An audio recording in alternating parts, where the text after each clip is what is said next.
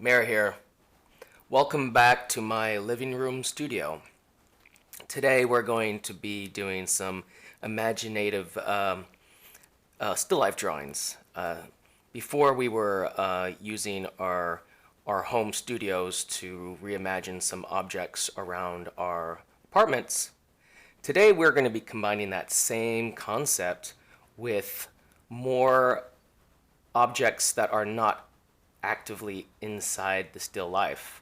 So we're going to use our imagination, but also some images in order to completely realize some of these ideas that we're having. And they can be anything. And I'm going to show you a little bit about a few things about what I'm doing just to show you for an example. So today I kind of set up a still life, and we're going to go through some of the steps, but also some of the kind of studies that we can do in order to kind of do these drawings. So come with me and I'll walk you through it. Okay, here we go. So a really, basic still life. I've actually been looking at this still life for kind of a while. Been doing a few different drawings, and maybe I can show you right here. These are some of the thumbnail drawings that I have done setting up for this assignment. And for some reason, I had, and this is maybe just me, but I've had this idea of umbrellas, fish, and clouds that I wanted to bring to my still life. So as you can see, I have some extra still life over here that's piled up. Some of these characters you've seen before. But also, and you should have this in your studio when you're working with some of the kind of compositions you want to use. You want to have an excess of different types of objects in order to see what you can put together. In addition, what we also want to have is an excess of some images that we want to use to imprint our imagination into these scenes. For instance, I have pictures of clouds, of fish, and umbrellas. So real fast, I wanted to show you what this kind of looks like on our computers and also our phones. This is when we're going to start adding technology into what we're going to be using. I think some people only have phones. So what I've done here is just gone online using either my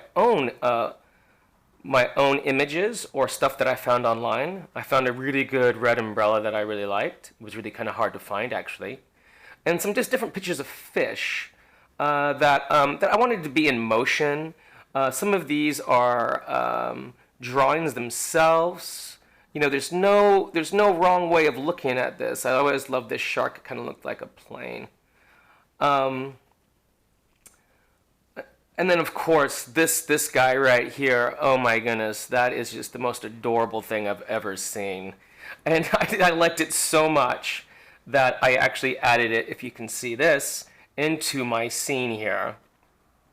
So just setting up, this still life with different objects, I kind of wanted to place them into the scene, which I have lit myself, but also wanted to use things that I'm finding that I really, really like. So this is, again, some ways that we can be somewhat playful with our, and I think that was all the rest of them, with things that you're looking at. So you can do these searches in many different ways. You can do them on a Google search. I'm going to actually have something in the notes for this assignment on advanced search engine kind of tips and tricks to get more of the images you're wanting to see.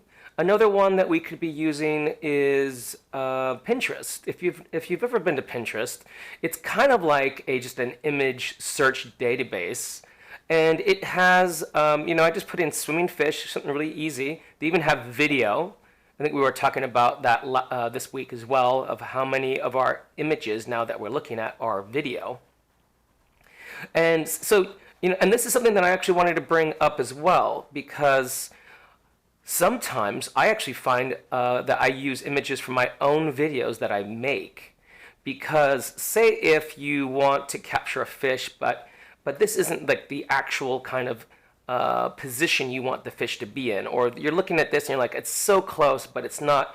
You can find videos, and maybe we'll use this betta fish as an example.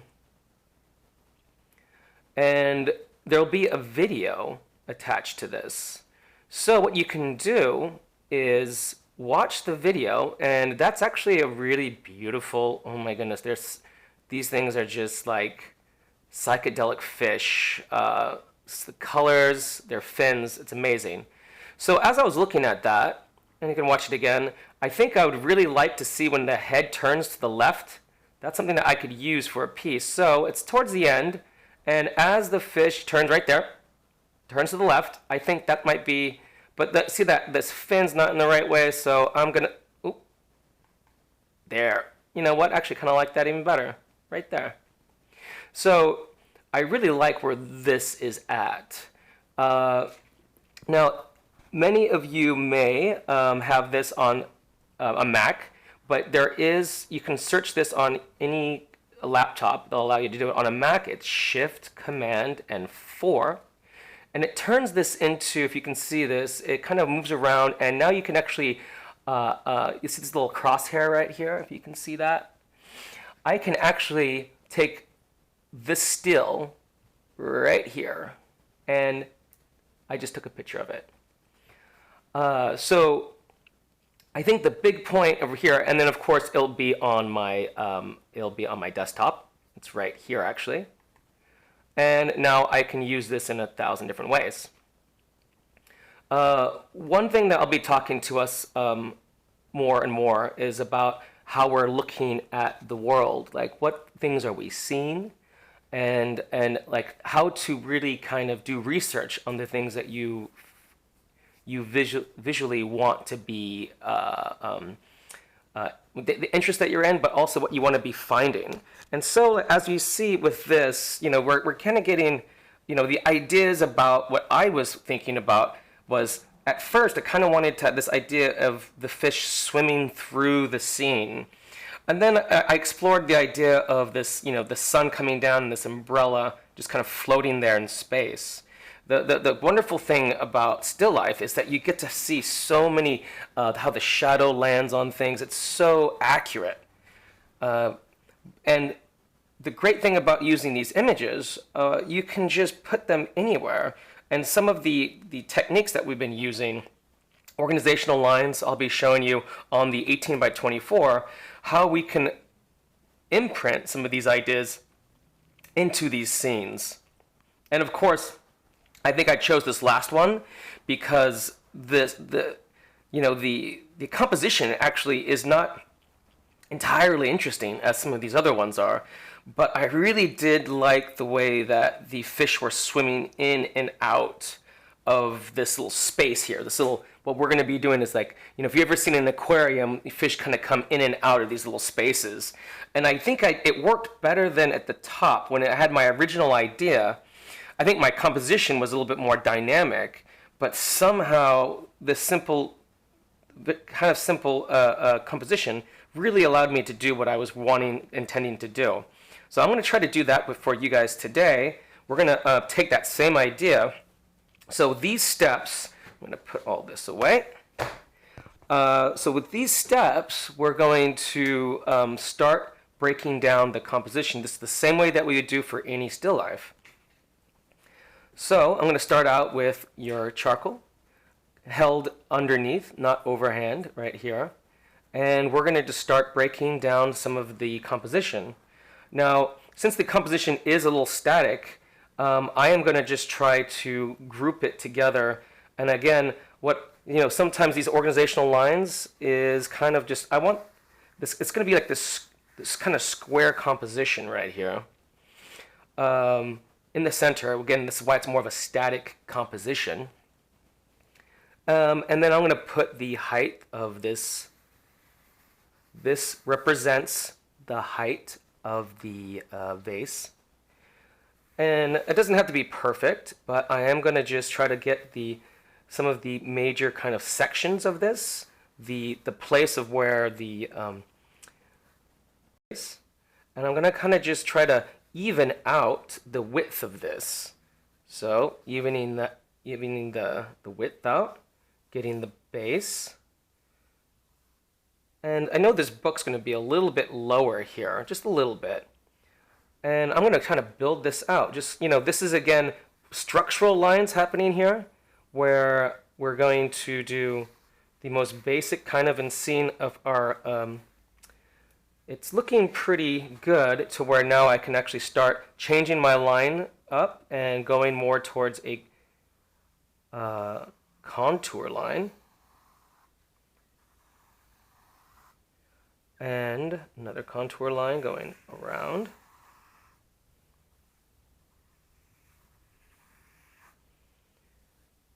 And these are kind of coming up, and with this, the ellipse happening here. And the ellipse kind of changes the more up and down you go. And I think it's going to grow a little bit, which is totally fine. There we are.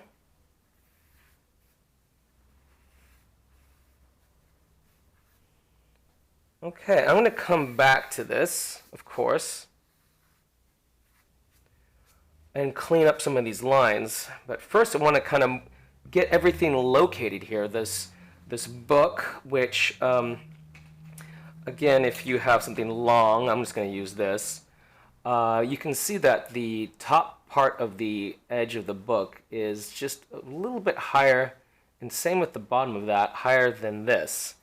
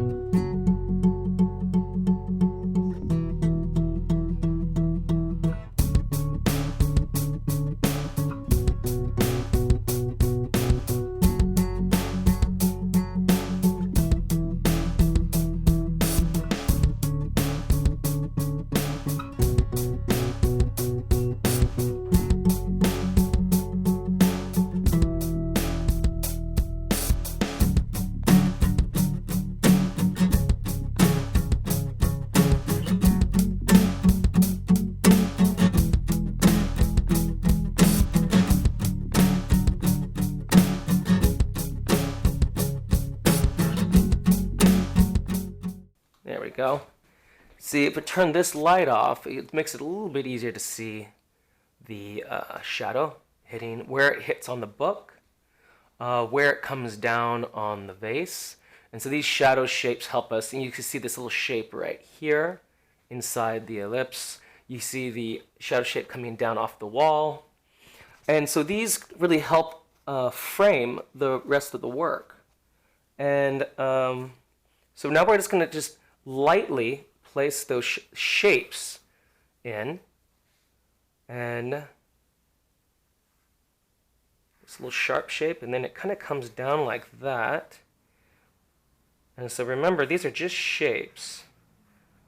Where does it leave? Where does it leave the vase over here?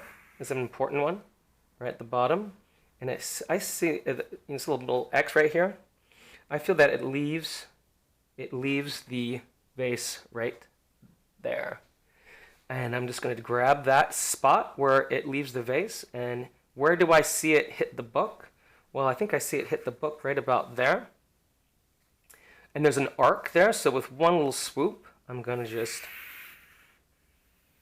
create that. Now, where does the shadow hit in the back of the vase to the book? And from where I am at, I'm going to say right here. And then right down here on the book. That seems about right. Here we go. And it arcs, of course, because it's arcing the same shape of the vase. And at the same time, you know, we can leave, where do we see the shadow hitting the book? And that's just above, I feel like, this arc right here, or just, it's actually mimicking it. And so here we go, from the top right here, down to the side. down to that same arc that we had. Now we just finished the shadow shape for right here. We're going to find where the shadow leaves the book on this side, which is about, I think I'm going to mark it with an X right there. And instead of having these, since I have multiple lights, I'm just going to simplify and make everything go down at that line. And it's going to come off the book right here and go straight back. Now, I can see that I did that the opposite way. See, it's kind of going, it's going down this way. It should be going up. If you look over here, if you look at the clock method, it's slightly above 9 o'clock. So I'm just going to correct that real fast. And simple correction right there. A lot of these things are, you know, these small little amounts add up to a lot. So now we have our basic shadow shapes. Before we start putting the shadows in, we want to put in our fish. So just using my thumbnail drawings, and here we go, you can kind of put it up just like that. I really like the flow of what's happening here, but I do want to change it up just a little bit. And so we're going to use kind of these kind of gestural organizational lines to kind of just place these fish in here. And I'm going to kind of just do the same thing, same kind of shape. And these can be very, since I'm only using my drawing, I'm actually not using the reference photos, because I want to just place them in here because I really love the look, the gesture of these fish. And I love how the fish is moving up right here, if you can see that. And then I really like this idea of this fish coming down. But also I want to move this a little bit because, you know, here, this was just an idea. So I don't have to really follow it completely. I think I'm just gonna, I don't want to take out the side of the book right here because I think it's a visual, it's actually visually really quite good. So I'm just gonna move it slightly down. You know, and also I could actually choose to have the fish go to the left. But I think because of this curved object, the vase, I feel that like it just, the roundness is actually kind of working more on this side. So I'm going to kind of keep the same direction. And see if I can keep the fish, the smaller fish, going that way.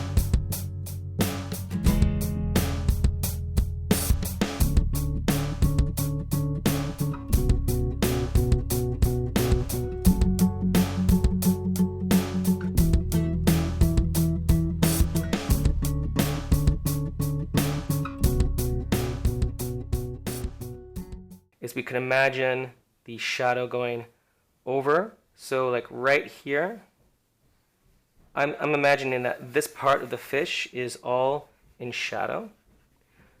And I'm going to keep it a little bit, not as dark as the other shadow. And then same thing here. Maybe this shadow would be about like maybe right here. And this fish is kind of coming into the shadow, in and out of the shadow here. And that would be, let's just say like maybe right about here. And then this fish is still in the shadow of, so that seems like they're coming out of the shadow of this little space that we just kind of invented right here. And this would be something that, and of course, you know, when you get your kneaded eraser, I haven't actually been using my kneaded eraser almost at all. And so the drawing is a little bit muddy. Muddy meaning just like there's a lot of things that could be cleaned up a lot. And so I would use this opportunity now to kind of clean up the drawing. I do like the idea of allowing the drawing to go to that place first and then coming back and cleaning it up. Yeah. So, and you could spend a long time. I wanted just to maybe just show you the process and allow you the time to go back and forth.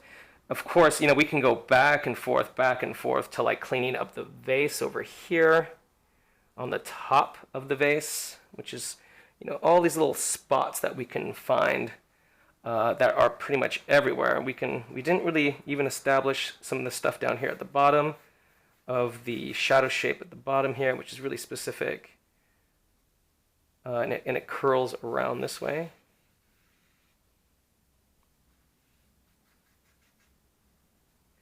So kind of like that. So see, you just keep on going and going and going. I can clean up this part of the vase a little bit. Yeah, just like that. So it can just keep on going and going. I think also the eye of the fish is probably a little too far, see? So as I was going really fast, I would come back here and just actually, you know, I would like maybe like to make it like the fish's eye like that. And you can keep on going back and forth the more that you look at it. And I'm again hoping that we see what we're looking at here. So this would be a good way. I'm going to leave it at that. This would be a good way to work, is to have some of your images. And of course, you can leave your laptop or your phone out, and hopefully that did keep the images going. So you're referencing as you're drawing, but you're also having your the still life right in front of you. So these shadows are really, really real happening. And then how that interacts with your new object doesn't have to be as specific as what I've kind of done here, but as long as it's you know, you're having fun with it too. You know, some of these incorporating the shadows, and some of these were very, very general, but it does make them seem that they're in the space. So I hope that that helped. Again, charcoal's all over me, and it should be all over you too. So I hope you had fun with this drawing.